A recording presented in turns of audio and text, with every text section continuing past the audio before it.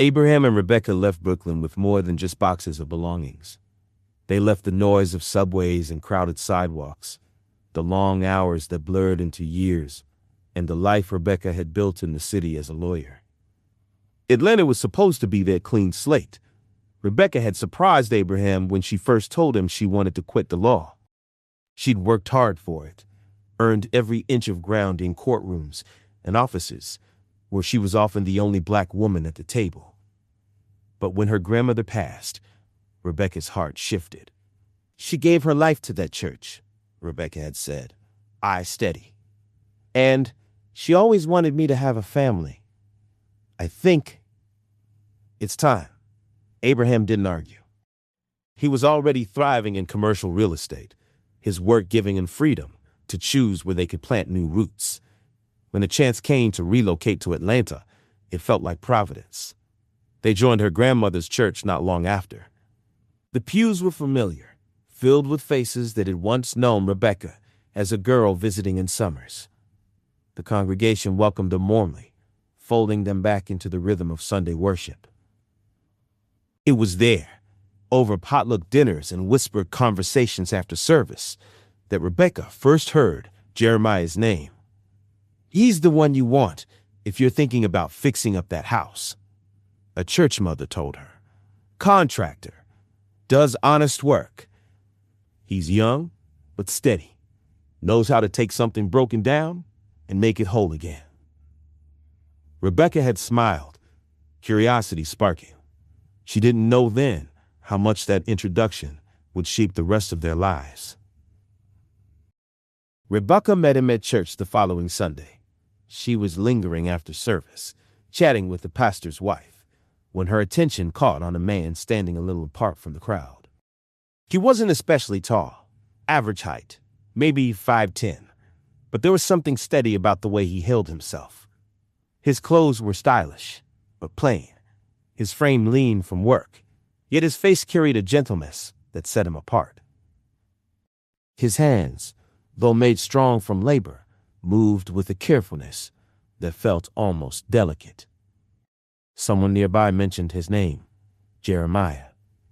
Rebecca introduced herself, and before long the conversation turned to the old house.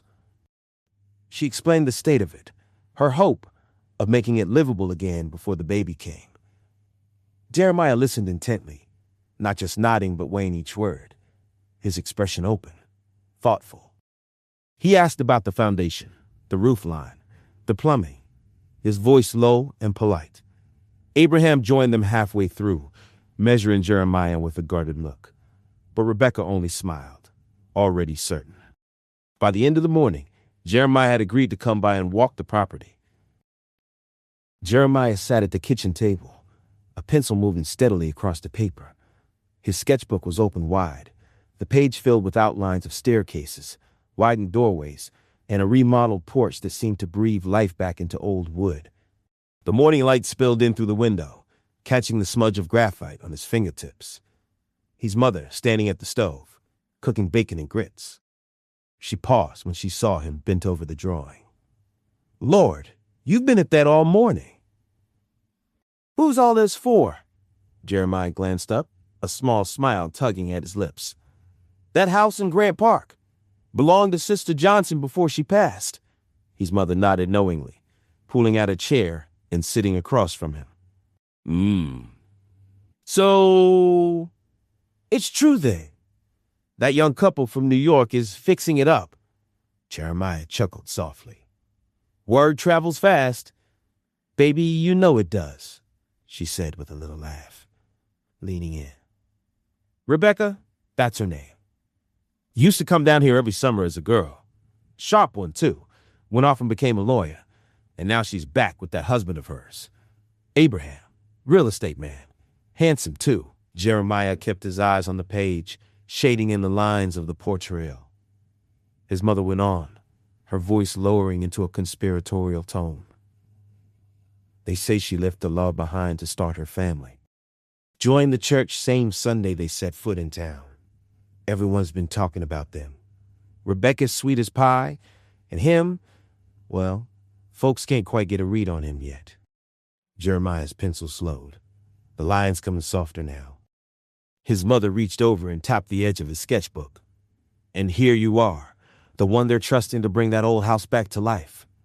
Don't think I didn't notice. He smiled faintly, shaking his head. You're the one who put my name in Sister Harris's ear. I guess I should thank you. She sat back, pleased. All I said was, my boy's steady with his hands and honest with his work. They want it done right. They came to the right place. Jeremiah looked back down at the drawing, his pencil resuming its careful path. Then I best not let him down. His mother's smile softened. Just remember, child, when God puts people in your path, it's never by accident. The front steps groaned beneath Jeremiah's weight as he climbed them, toolbox in one hand, notebook tucked under his arm. The late afternoon sun hit the porch in streaks of gold, catching on the warped boards and chipped paint. He paused, wiping a bead of sweat from his forehead, then knocked. Rebecca opened the door almost at once, as though she'd been waiting. Her face brightened. Jeremiah. You came! Yes, ma'am, he said softly, dipping his head. Thought I'd take a look, see what I'm working with. Please, she said, stepping aside. Come in. The air inside was cooler, but not by much. Curtains hung heavy, and dust motes floated in the beams of light cutting through. Jeremiah's eyes moved carefully across the room, noting the sag in the ceiling, the uneven floorboards. Abraham appeared from the kitchen, sleeves rolled up, a set of papers in his hand. His gaze landed on Jeremiah, steady and assessing. You the carpenter? Yes, sir. Jeremiah adjusted the notebook under his arm. Jeremiah Cole. Abraham gave a short nod, but didn't offer his hand. This house needs more than carpentry. Half the wiring shot. Roof leaks. Types are older than me. Rebecca touched her husband's arm, her smile never dimming. And Jeremiah can help us figure it out. Let him look before you decide it's all hopeless. Jeremiah knelt by the wall, pressing a palm lightly against the baseboard. He spoke more to the house than to them. It's got good bones. Just tired. He looked up, meeting Rebecca's eyes with a faint smile. It can stand again. Her shoulders eased, relief washing over her face. Abraham crossed his arms, watching closely. How long? Jeremiah flipped open his notebook, pencil poised. Depends how much you want done right away. Could start with the roof and porch. Won't be pretty at first, but it'll keep you dry. Rebecca glanced at Abraham, hopeful. That's all we need. A start. Abraham studied Jeremiah for a long moment before finally giving a short grunt. All right. We'll see what you can do. Jeremiah nodded once, writing down a list in careful strokes. His movements were steady, deliberate, almost delicate, despite the rough work ahead. Rebecca noticed. And though Abraham said nothing more, his eyes lingered a second longer than he meant to before he turned away. The hammer struck rhythm against the porch rail, the sound sharp in the summer air. Jeremiah leaned into the motion, pulling loose a rotted plank and setting it aside in a growing pile. Sweat beaded along his temples, but his movements were steady, patient, each swing deliberate. Rebecca stepped out onto the porch with a glass of lemonade. You've been at it all morning, she said, holding it out. Jeremiah paused, setting the hammer down. He accepted the glass carefully, as though it were fragile. Thank you, ma'am. Rebecca, she corrected gently. If you're going to work on this house, best not keep me at arm's length. A shy smile tugged at his mouth. Yes, ma'am, Rebecca. He took a sip, the cold, sweet drink, cutting through the heat. She settled against the porch rail, watching him.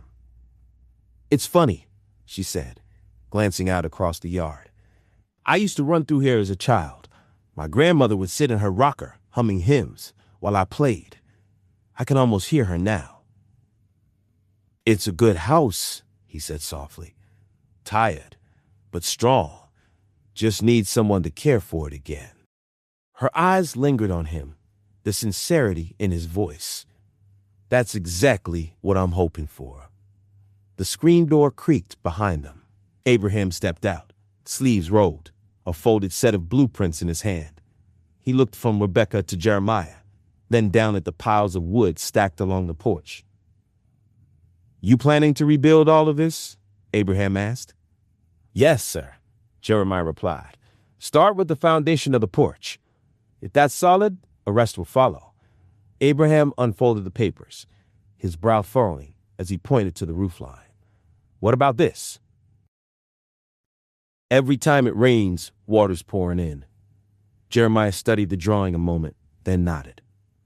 Roof will need patching before the season turns. I can do it. Won't be pretty yet, but it'll keep you dry. Abraham gave a short grunt that could have meant approval or doubt. He folded the papers again, his eyes lingering on Jeremiah for a bit longer before he turned back inside. Rebecca exhaled, shaking her head with a smile. He acts like he doesn't trust anyone, but that's just how he is. Don't take it personal. I don't, Jeremiah said quietly. He picked up his hammer again, fingers brushing the worn handle with care. Rebecca lingered a moment longer, watching as he worked, his motions precise, his expression calm, almost gentle, despite the weight of the labor. For the first time since stepping back into her grandmother's house, she felt hope stir in her chest. The smell of fried chicken and honey biscuits filled the kitchen. Rebecca moved briskly between stove and counter, setting dishes in their places. You've been at that porch since sunup, she said, her tone light but firm. You're staying for supper, Jeremiah. No argument. Jeremiah shifted in the doorway, toolbox still in his hand. I don't want to trouble you. It's no trouble, Rebecca said, already reaching for another plate. Sit down. He hesitated, then set the toolbox quietly against the wall. He washed his hands at the sink, careful not to drip water onto the floor, and sat where she motioned. Abraham came in a moment later, loosening his tie. He raised an eyebrow with the extra place at the table. We've got company? Jeremiah's been working like a mule all day, Rebecca said. The least we can do is feed him. Abraham said nothing, just slid into his chair, eyes flicking briefly toward Jeremiah before settling on the food. They bowed their heads. Rebecca prayed softly over the meal, her voice warm, steady. Jeremiah murmured an amen, his fingers resting lightly against the edge of his plate. Abraham kept his silence, eyes opening before the others had finished. Conversation was easy enough once the food was passed around. Rebecca asked Jeremiah about his work. Other houses he'd fixed, the kind of projects he liked best. He answered in his quiet way, never boasting, only explaining with calm precision. She pressed gently about his family, and though his answers were brief, she heard the weight between the words. He didn't linger there, and she didn't force it. Abraham ate more than he spoke, though from time to time his eyes drifted to Jeremiah, to the way he handled his fork, the careful way he chewed and swallowed before speaking. When the meal was done, Jeremiah insisted on helping with the dishes. Rebecca tried to wave him off, but he only smiled faintly and carried his plate to the sink, as though it were the most natural thing in the world. Rebecca watched him there and thought, not for the first time, how easily he fit into the spaces she and Abraham were trying to rebuild. The nursery smelled faintly of fresh wood. Jeremiah had spent the morning unpacking the crib pieces across the floor, sorting bolts and slats into neat piles, then studying the instructions like they held a secret. Now he knelt beside the frame, tightening screws with steady hands, fitting each piece together with quiet patience. Sunlight streamed through the window and landed on the bare walls, softening the room's edges, as though already welcoming the child who would soon fill it. Rebecca stood in the doorway, one hand resting on her rounded belly, the other gripping the frame for balance. She watched quietly as Jeremiah worked, the way he measured twice before fastening anything, the careful turns of the wrench, the patience in every movement. "You make it look easy," she said. Jeremiah glanced over his shoulder, smiling faintly. "It's just a crib. Nothing complicated." "It's more than a crib," she murmured, stepping inside. "It's a beginning." She crossed the room slowly, but before she reached him, her breath caught. Her body swayed. "Rebecca?" Jeremiah dropped the wrench at once and caught her just as her knees buckled. He lowered her gently onto the old rocking chair by the window, reaching for the water bottle he'd brought with him. "Here," he said, unscrewing the cap and splashing a little against her face. Her eyes fluttered open a moment later. "Drink," he urged softly, pressing the bottle into her hands. She sipped, then let out a shaky breath. "This isn't the first time," she admitted. Jeremiah crouched in front of her, concern etched across his face. "Why do you faint?" "I don't know," she whispered, "but I'm sure it has something to do with the pregnancy." Silence filled the room, broken only by the soft ticking of a clock in the hall. Then Rebecca looked directly at him, her eyes sharp with something deeper than fear. "Jeremiah, if anything happens to me, will you help Abraham raise the baby?" The words stunned him. He sat back on his heels, searching her face. "Rebecca, that's a lot to ask." "I know." Her voice trembled. "But I don't know who else to trust." He tried to steady her with logic. "You should see a doctor. Find out what's wrong." "I have," she said quickly. "I've seen one doctor, and then a second, and a third, and a fourth. They all tell me the same thing. Nothing is wrong." Jeremiah shook his head. "Maybe that's because nothing is wrong." Rebecca placed her hand on her belly. "Jeremiah, something is wrong. I can feel it." Her gaze pinned and unwavering. "Just promise me, if anything happens, you'll help Abraham raise this child." He wanted to refuse, to say he wasn't cut out for such a burden, but looking at her concerned face, at the fierce way she clung to the thought of her unborn child, he couldn't bring himself to say no. "I promise," he said softly. Relief softened her shoulders. She closed her eyes, leaning back into the rocker, and for the first time since stepping into the house, Jeremiah felt the full weight of what this family and this child might one day mean to him. Rebecca stirred in her sleep long before the pain struck.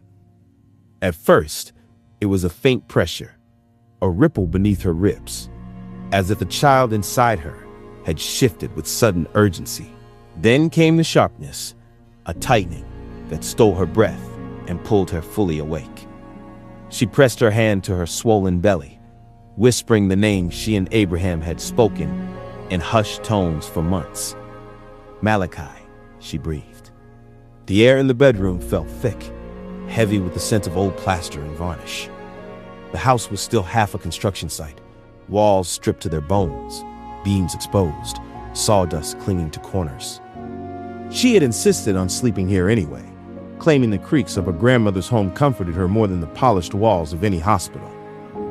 But now, as warmth spread down her legs and the sheets dampened beneath her, comfort gave way to panic. Her water had broken. Abraham, her husband, came rushing from the other room. He'd been keeping vigil ever since the doctor said the baby could come any day. She saw the fear in his eyes before he spoke, and for one brief moment, she almost told him what she had told Jeremiah, that if she didn't make it, she had already chosen who would help him raise their child. But the words caught in her throat. There was no time. Abraham helped her to her feet, muttering prayers under his breath as he grabbed the car keys. Together they stumbled through the narrow hallways, past the unfinished nursery with its yellow walls and empty crib. Outside, the night air was cool, the stars indifferent. By the time they reached the hospital, Rebecca could barely speak. She managed only fragments. A plea, a confession. Abraham, I asked Jeremiah, if something happens, promise me. He shook his head fiercely, gripping her hand as if his strength could will her into survival. Don't talk like that. You'll be fine. You'll see him grow. You'll both be fine. But even as he said it, Rebecca knew. Somewhere deep inside, she knew. Hours later, after Malachi's first cry filled the delivery room and her lips shaped his name with a smile, her eyes fluttered closed. The world dimmed, her breath caught, and then there was nothing. Rebecca was gone.